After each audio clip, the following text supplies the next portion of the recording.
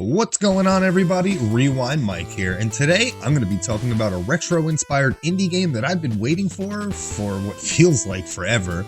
I mean, I know I've been talking about the game for at least the better half of a year on like Twitter and stuff like that, and every time they tweet something, the anticipation was building that much more. I mean, the game was even on my most anticipated games of 2017 video, which I uploaded a couple of weeks ago, so I mean, that speaks volumes about it instantly. So, you know, I finally got my hands on it, and, you know, I'm here to kind of just give you guys the scoop on it and let you know what the game's all about.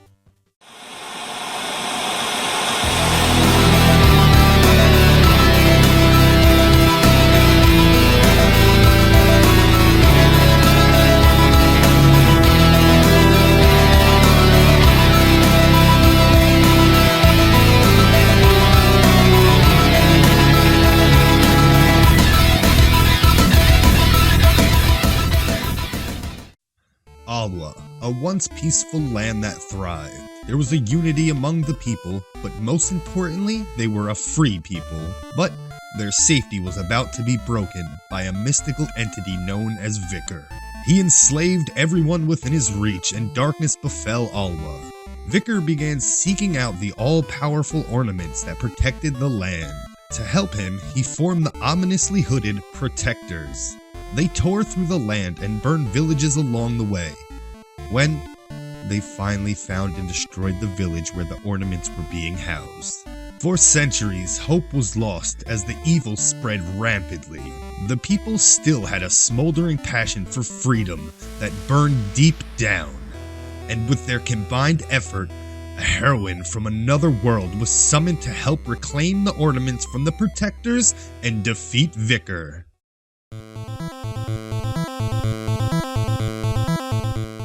And that's pretty much it. You're thrown into the game. Now it's time to set off and save the land of Alwa. When we boil the gameplay down, we see it takes a ton of ideas from great NES games, but it does have its own things going for it. First off, let's talk about controls. The button layout is simple enough to set to an actual NES controller. There's jump, attack, change up magic, which I'll talk more on later, the pause button, and obviously the D-pad controls the direction that you move. Zoe walks at a brisk pace and floats like an angel through the air, making it easy to navigate. I find movement in any game to be essential, and Alwa's Awakening nails it. The weapon swing is very Castlevania-esque, meaning it takes a few frames to complete the action. This will leave Zoe open to attack if not timed properly. Not being able to move while swinging and having a short attack range add that extra layer of depth to the gameplay.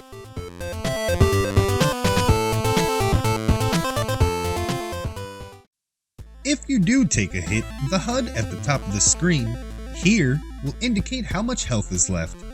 If you notice, the hit animation is a head nod at the Kunio-kun series or River City Ransom. No matter what, enemies, bosses, and stage hazards only deal 1 damage per hit. To restore your health, defeated creatures will sometimes drop hearts, but the rate isn't very high. Additionally, if you access any of the save points at any given time, your health will automatically be refreshed. The only problem I have here is the health being hidden in the top right corner. It's mainly a personal pet peeve, but I'm used to having my health bar on the top left-hand side of the screen next to the magic bar.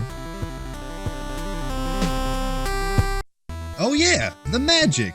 There are a couple of different spells that Zoe learns throughout the course of the game. The green block and the bubble are summoned to boost you up to ledges, either to help make progress on the map or to collect one of those blue orbs that power up your attack. Both of these spells are very helpful for discovering secrets. The bubble a little bit more so. Let me explain. I found a way to kind of break it.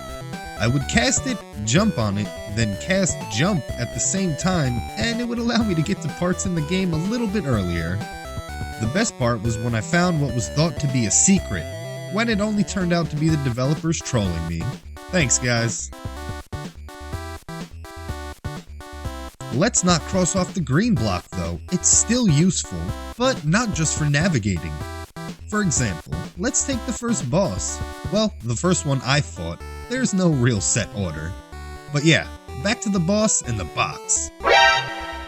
It takes a bit of trial and error to understand the pattern and how to deal with it.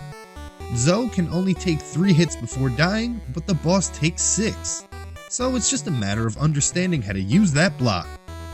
It may not do damage, but damn if it's not the real hero. Alwa's Awakening rewards the bold and the brave.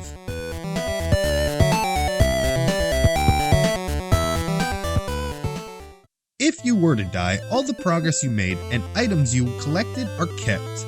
This sort of makes the game a little easy, but it doesn't break up the flow like constant dying would. So it's a catch-22 really. I want to be punished for my death, but at the same time, it's nice to be able to make progress in the game. What's a retro-inspired game without sharp pixels to gawk at? The architecture's design and land matches a similar color palette of Fax Xanadu or even that of Little Samson. The castles can be dark and dingy, hidden deep underground, or suspended in the night sky. Most of the terrain's fauna and flora are sparse at best, and towns are almost empty and have that abandoned vibe. So it's very obvious that the land of Alwa has fallen on hard times. It's even got a place called Solstice Mountain. The gigantic interwoven map is boundless, offering up proper Metroidvania-style exploration. As such, there are 0 death pits. Dropping into a hole will only lead to the next room. In fact, the only real stage hazards are the pools of water and these little spike balls. Not the regular spikes, they only damage Zoe. Oftentimes, they are false spikes, leading to hidden items. The game is very smart about hiding its secrets right in front of you. It gets to the point you can kind of start to figure them out, but there's oftentimes it will still keep you scratching your head. This game keeps the level of difficulty relatively fair while rewarding exploration by not forcing the player to do a ton of backtracking. As I said, the game can be finished in many ways depending on the order that you collect the power-ups. It's up to you to create your own adventure in the land of Alwa. The gallant music was created by Robert Kreese, who isn't known for work in other games, but rather his love for creating chiptunes on his free time. If you want to check out more of his work, you can head on over to Kreese.com, where he has 2 albums posted. The best part is they are free to download. One of those tracks is actually playing right now.